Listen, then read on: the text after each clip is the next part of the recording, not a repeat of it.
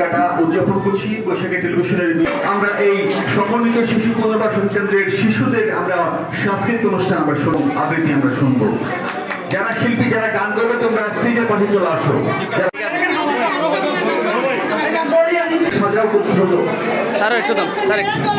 উপস্থিত হয়েছেন। আমরা বৈশাখী টিভি মুক্ত বাংলাদেশ করতে হবে, সেই সাথে আমাদের সাথে ভবিষ্যতে পাড়ার বৈশাখী টিভি লাল সবুজের অনেকে বলেছেন কক্সবাজার একটা থাকার কথা না, কারণ এই সংবাদ তৈরি করে বাংলাদেশে রাখে। আমার চাচা নিয়ে আছে এখানে। আমি মোস্তফা জেলা প্রতিনিধি শাহজাহান চৌধুরী শাহিদ আমাদের হাসান ভাই আপনাকে ধন্যবাদ জানাচ্ছি।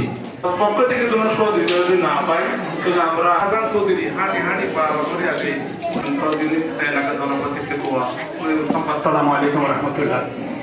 শুভেচ্ছা জ্ঞাপন করছি। সে আন্দোলন ধারাবাহিকে আমরা ধীরে ধীরে তোমাকে সুন্দর একটি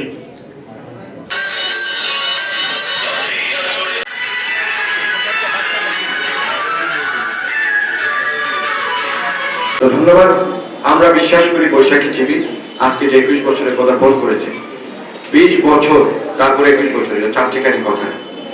একটা ছোট গাছকে যদি 20 বছর হয় সেই গাছটার অনেক যত্নের দরকার হয়।